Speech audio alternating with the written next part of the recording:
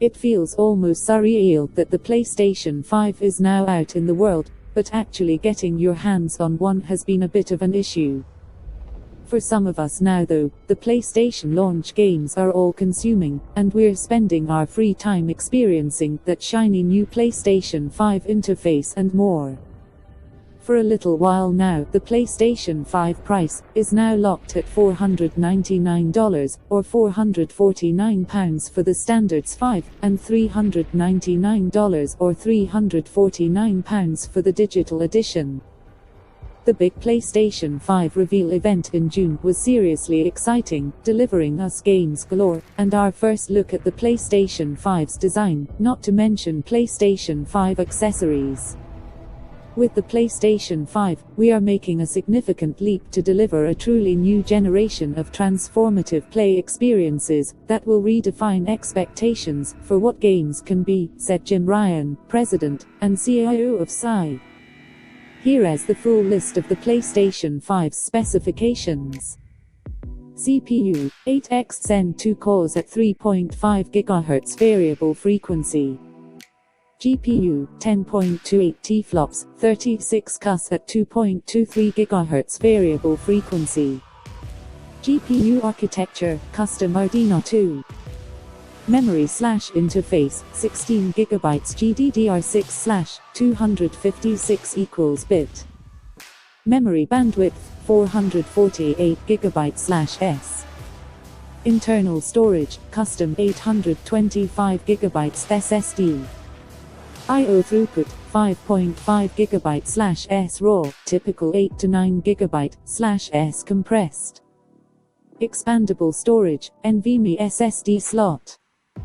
External storage, USB HDD support. Optical drive, 4K UHD Blu-ray drive. The PlayStation 5 also runs on an AMD CPU chip based on the third generation of AMD's Ryzen line. It's an 8-core, custom-made beast based on the company's new 7nm Zen 2 microarchitecture. The CPU is a custom variant of AMD Radeon's Navi family, and will support ray tracing, an effect that is a staple of Hollywood, and one that's beginning to appear in high-end PC processors, and the NVIDIA RTX gaming line. The PlayStation 5 harnesses the power of the last generation Zen CPU architecture in conjunction with AMD's freshly revealed Navi graphics architecture. A big part of that GPU setup is support for 8K resolutions and ray tracing in PlayStation 5 games. The latter is a technology that greatly improves the visual fidelity in games, as it mimics the way light moves and bounces from object to object, particularly reflective surfaces, and refraction through water, other liquids, and glass. Given the proper optimizations, games can exhibit more realistic lighting and shadows as a result. PlayStation 5 architect Mark Cerny has said that ray tracing isn't just about visuals, as it can yield audio enhancements for players and developers alike. If you wanted to run tests to see if the player can hear certain audio sources, or if the enemies can hear the player's footsteps, ray tracing is useful for that, he says. It's all the same thing as taking a ray through the environment. It turns out that Sony is also adding a custom unit for 3D audio in the PlayStation 5 too, taking the attention to audio and sound improvements to the next level for its upcoming console. As a gamer, said Cerny, it's been a little bit of a frustration that audio did not change too much between PlayStation 3 and PlayStation 4. With the next console, the dream is to show how dramatically different the audio experience can be when we apply significant amounts of hardware horsepower to it. For gamers though, at least from my perspective, one of the biggest new improvements for the PlayStation 5 specs will be a huge decrease in loading times. At a corporate strategy event earlier this year, Sony's first PlayStation 5 gameplay reveal demonstrated footage that compared Spider-Man PlayStation 4 running on both the current gen system and the PlayStation 5. The experience was recorded by tech journalist Takashi Makatsuki, and it clearly showed that Marvel's Spider-Man takes 8.10 seconds to load, whereas on this 5, that load time is shortened to just 0.8 seconds. No, that's not a spelling mistake, it really is that quick.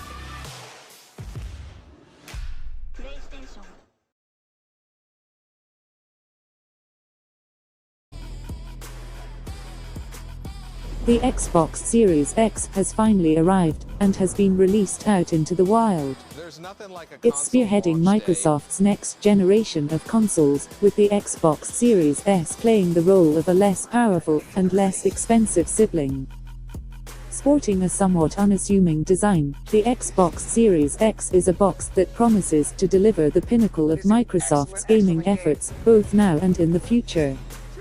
While it might not be flush with exclusive launch titles, there's a lot to like about the Xbox Series X. It's effectively the one and only Xbox you need, serving not just as a next-gen console, but as a machine to play an expansive catalog of Xbox games dating way back to 2001's original Xbox.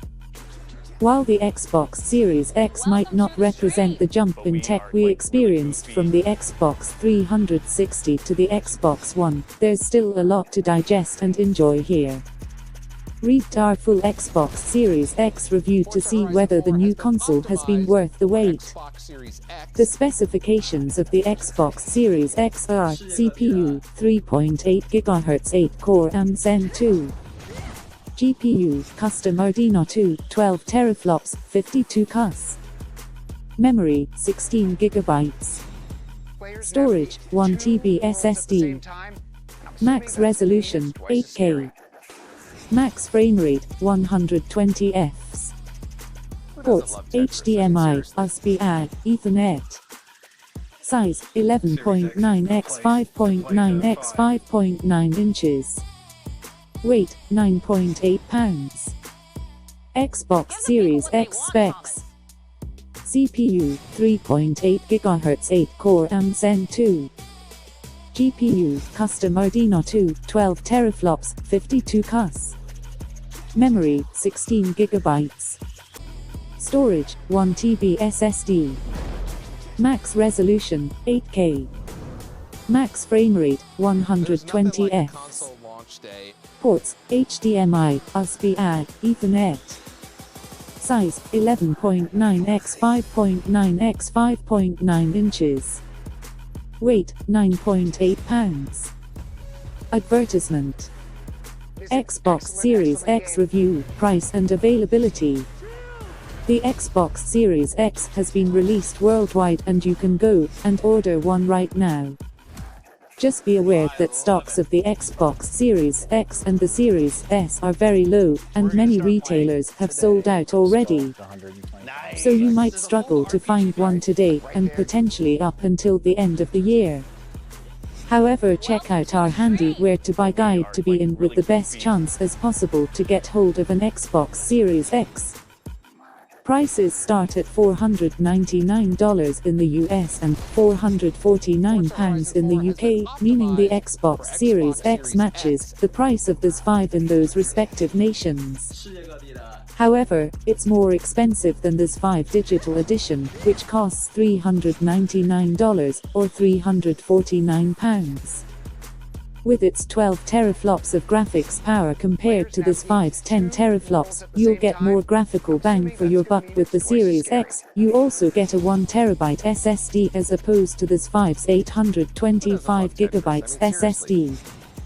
Speaking of storage, modern games take up a lot of space, with the likes of Dirt 5 gobbling up more than 60 gigabytes of SSD space. If you want a comprehensive library of Xbox games on your Series X, you'll need to fork out for a proprietary external SSD, which adds another $200 or more to the price of the Series X. Next generation gaming certainly won't be cheap at launch. You'd be forgiven for saying that the Xbox Series X looks like a small form factor PC, because it does, at least when it's standing upright. Its monolithic design could be seen as uninspired. But I rather like the system's clean and unfussy appearance. It's big, however, measuring 15.1 x 15.1 x 30.1 centimeters, 5.9 x 5.9 x 11.9 inches, and weighing 9.8 pounds. The Series X is a rather bulky machine, though not as large as this 5. This means you'll struggle to fit it into an entertainment unit, unless you place the device on its side. There's a quartet of soft pads on one side of the console to show you which way it should be positioned when lying sideways. These also prevent the console from slipping around. I think the Xbox Series X looks a little clunky and clumsy on its side, a bit like the lovechild of an audio amplifier and a brick. I keep mine upright and sitting partially behind my TV, given the lack of space in my flat. The console looks better upright, and this way, you can peer into the top vent of the console, which seems to glow, thanks to green accents around the holes. Given that the Series X sucks in cool air through the bottom of the console, and vents it out the top, I think orienting the console vertically is a cooling advantage. Who doesn't love Tetris? I mean, seriously. Series X is the place to play Dirt 5.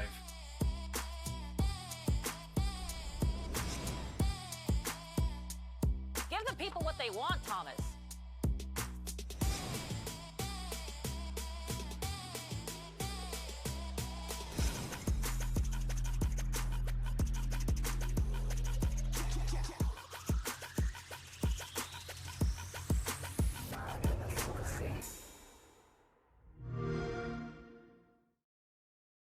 We know the game.